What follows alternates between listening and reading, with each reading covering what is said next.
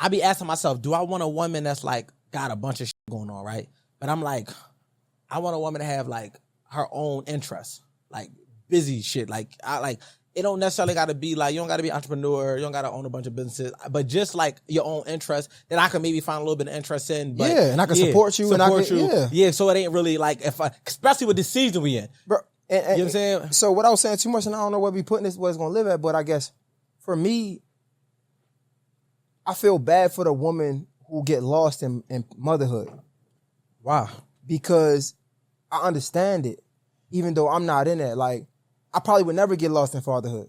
I'm always taking my child, but I know I got my purpose is to provide, so I got to get out there and provide. Mm-hmm. Whereas though a woman's purpose is to be nurturing, mm-hmm. sometimes she might sacrifice her career or her job for her child. Because we live in two different spaces, I don't want to judge that. So I don't want to come off as judgy, 100%. But I just know that's not what I can do. That's not my nature or my nurture, so I'm not doing that. So if I have somebody who's a little bit more like me, whereas though they're living in their purpose and they chasing their dreams, then it will be more understandable. It would be less friction. I get what you're saying. I'm trying to be careful with it because I understand women who like they lose themselves in being a parent and being a mom. That's why I say they got my next, like the next when I have my one, we have another baby. A woman gotta love motherhood.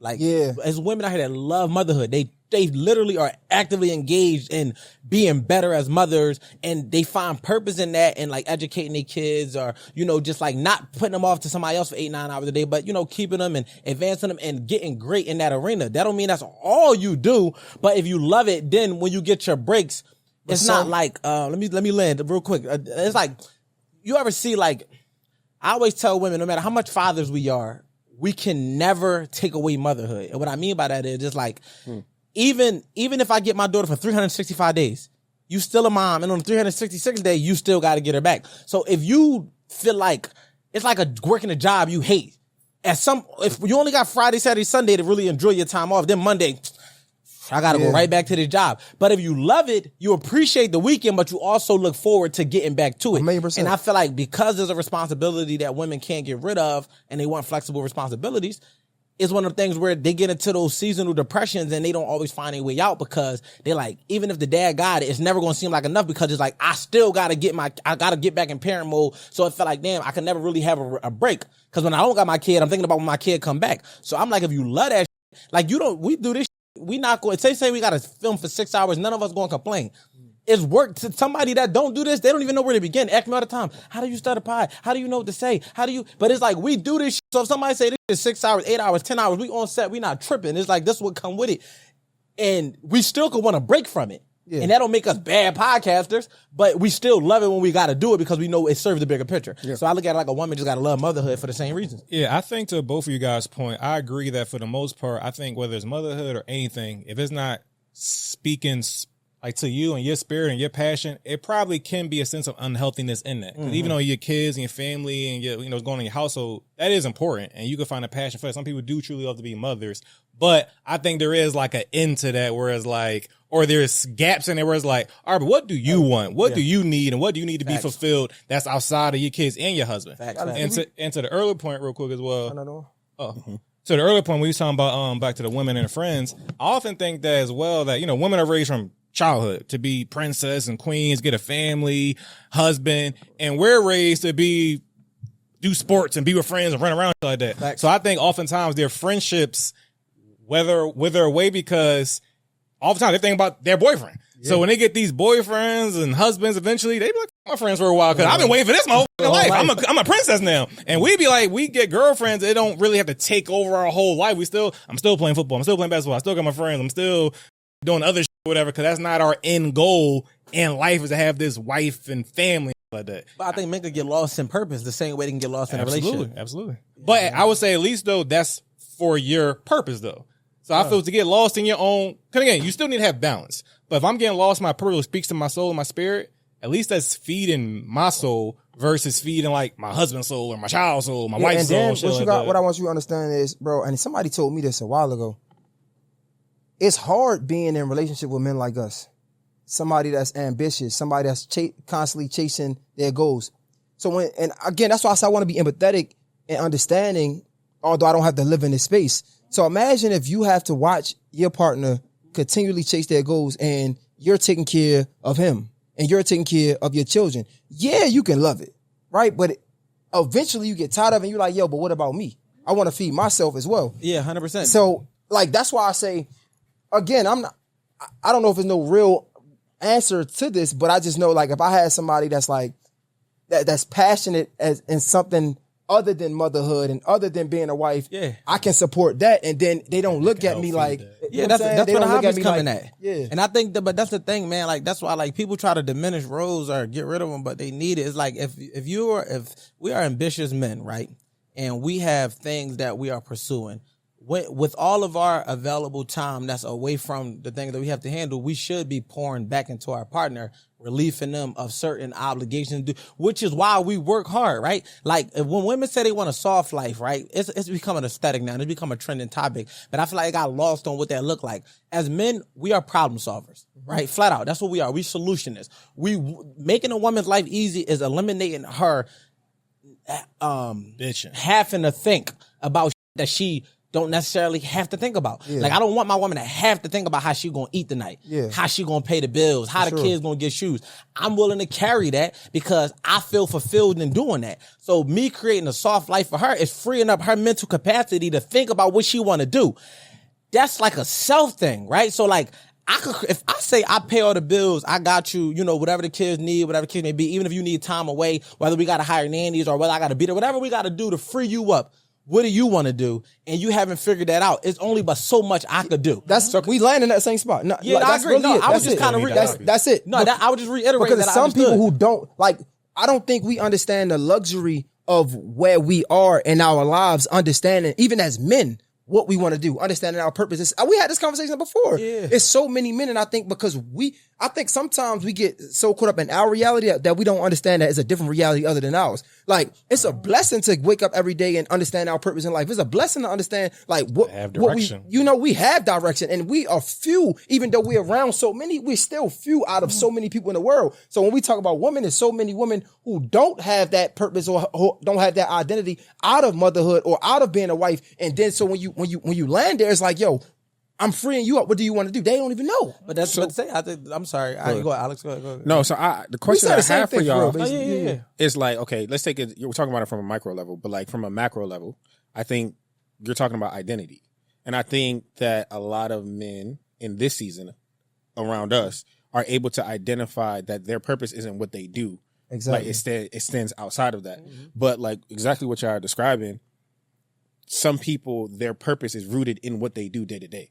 So if they're not doing something different, then it's like, okay, this is who I am now. And I had that. Like, that's why you have people, the phenomenon known as imposter syndrome, because people have been rooting their identity in what the day to day looks 100%. Like. So, but that comes from self work. So we all went through a season where we had to recognize that. I think, but I also feel like life gives us the grace to do that, to experience that. Men, you feel like men in general? particular, specifically? Two things. One, I would say, you said that is a luxury. Basically, like it's like it's challenging for women to deal with men like us.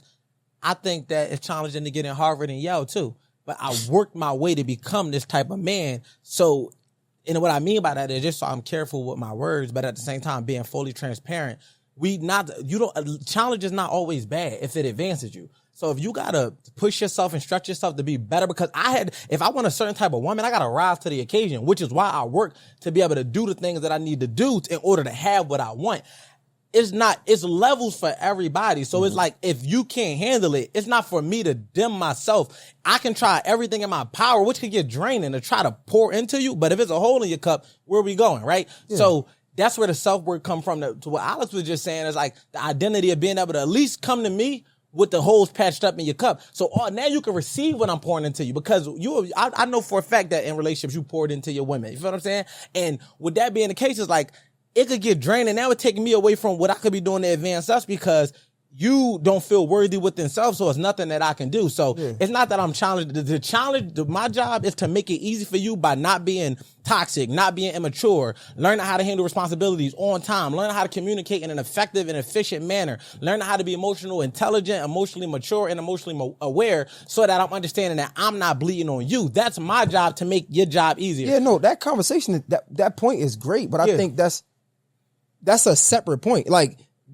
what I'm saying is, I guess in my season, I'm looking for the woman that I don't have to do all of that. I'm not refuting that. Found that. I'm You not know what I'm saying? Like, what you batteries said, included. Yeah, like you're right. Like, you're not wrong at all. You talking about Batteries included. Yeah, I'm just saying sometimes I do think though, what you said, men are problem solvers. That is true. So a lot of times, and I can't speak for everybody, I know me, there's a lot of times in my past where I've tried to be problem solvers to the wrong damn problem, right? And it's like, yo, I don't have to be a problem solver to every single person. I don't have to solve everybody's problem, because then their problem become my problems, and now I got more on my plate than I can even handle. You know what I'm saying? So like, I feel like in the new season, I'm looking for the less of the problem that I gotta solve. That makes sense. But you fresh out too, though, because I'm the same, right? I feel like, but I'm not trying to make this about my personal. You know what I'm saying? But I'm saying like, that's just where I'm at with it. Like, that makes sense. Yeah. So like, I think a lot of times men, we look for problems to solve.